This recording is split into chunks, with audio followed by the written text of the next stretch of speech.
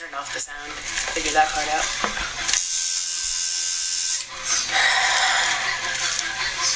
Are we ready? Sure. You'll be fine, As I'll ever be. No.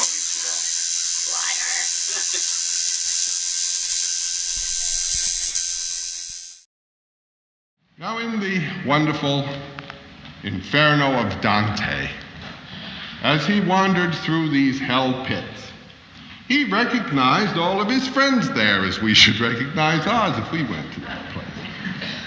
And proceeding through purgatory and even to heaven, he knew who those people were. Their personalities, their individual personalities were preserved even in the afterworld. The personality here is a permanent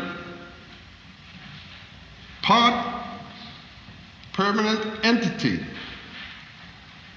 You are born once, you live once, you are that. There is an identification with the body.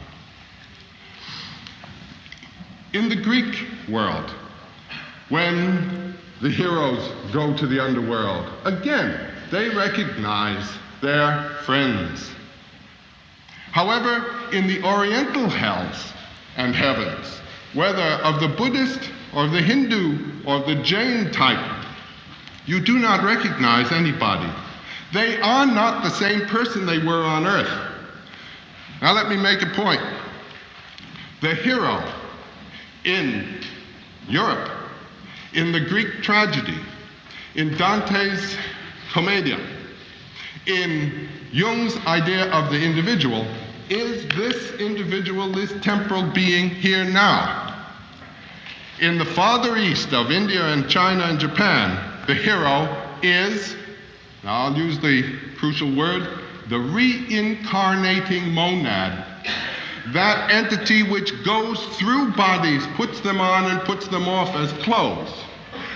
This is a continuing theme in the Orient, in the farther Orient. You are not this body. You are not this ego.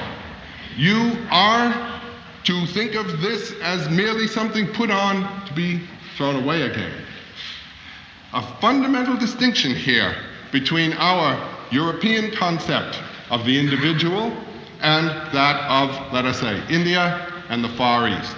The reincarnating principle makes quite unimportant this particular temporal phenomenon that we now are. There is an expansion of the ego concept or an annihilation of it, so that it is not identified with this temporal phenomenon here now, but with the reincarnating principle. Now the differences from belief to belief, which I'm going to try to describe, have to do with the identification of the monad. What is it that reincarnates? Now let us, in order to do this thing systematically, review what might be said to be the leading functions of mythology. This is an elementary point. It's the ABCs of the whole subject. What are the functions that mythology has served? How many of these can be served today?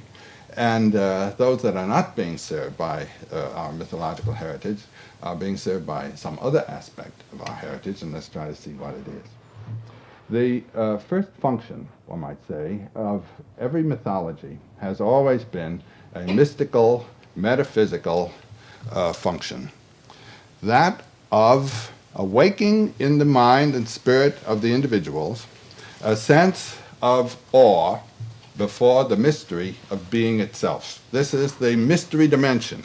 And the first function of mythology is to communicate that, so that in the field of mythological forms and of the rites by which you participate in those forms, you are made aware experientially of the ultimate absolute mystery of the universe, which cannot be caught in words.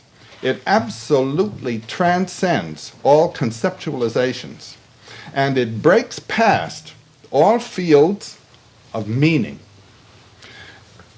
The world, the universe, life, being itself is absolutely without meaning. It is antecedent to meaning. Meanings are the mental interpretations, and these vary. These are what vary. The meanings given. Now, not only the universe itself, but also the imagery of myth is intrinsically without meaning. It is a being statement. And the experience of the, getting turned on, or the ripple or buzz, comes when all of your meaning interpretations smash, break up, and what has been called the mysterium tremendum et fascinans, the fascinating, tremendous mystery of this whole thing, comes zooming through. Now, it is a tremendous mystery. And it's an appalling, monstrous mystery.